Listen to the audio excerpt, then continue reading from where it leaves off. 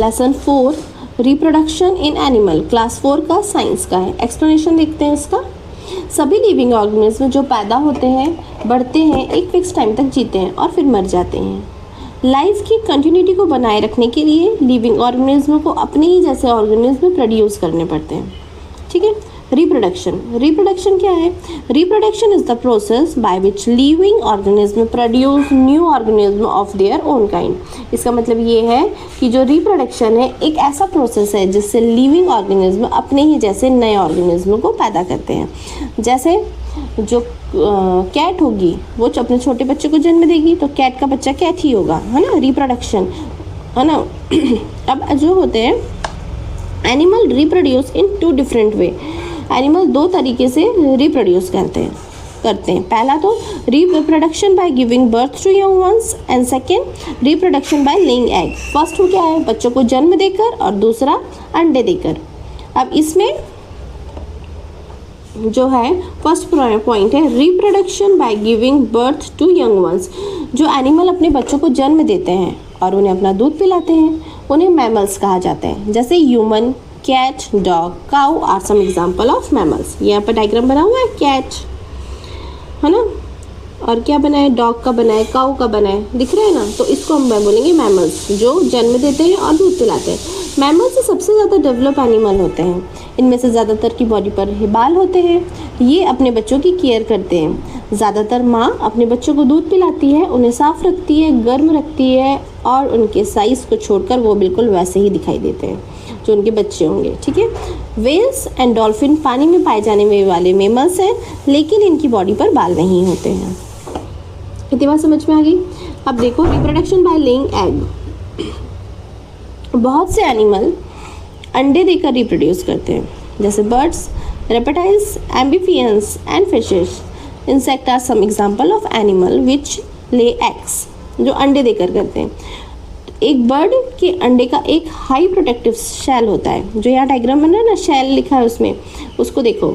एक बर्ड के अंडे पर हाई प्रोटेक्टिव शेल होता है। इसके बीच में एक येलो पार्ट होता है जिसे यॉक कहते हैं, जो वाइट एल्बुमेन से घिरा होता है। शेल क्या होता है? उसका सुरक्षा कवच होता है ना, उसको सुरक्षा प्रदान करता है। नेक्स्ट है एल्बुमेन। एल्बुमेन एग वाइट में पाया जाने वाला प्रोटीन होता है। योक अंडे के अंदर बढ़ रहे एम्ब्रियो को पोषण देता है। अब देखो ये हो गया। नेक्स्ट, अब ये जो डायग्राम दिख रहा है इसमें जो ये बन रहा है, कैसे बन रहा है इसका, ठीक है। The parent bird sit on the egg for 21 days. जो पेरेंट बर्ड होती है वो 21 डेज तक उसके ऊपर, अंडे के ऊपर बैठती है। क्यों बैठती है? ताकि वो गर्म हो जाए, और गर्म हो जाए तो उसके बाद वहाँ से उसका चिक निकल आए, ठीक है, बच्चा निकल आए। तो इस प्रोसेस को आप क्या बोलोगे? हैचिंग। हैचिंग की प्रोसेस क्या होती है? The parent bird sit on the egg for 21 days and keep them warm. When the chick is completely formed, it break the cell and come out. This is called hatching. ये hatching की process है, ठीक है ना। अब देखो other egg laying animal. अब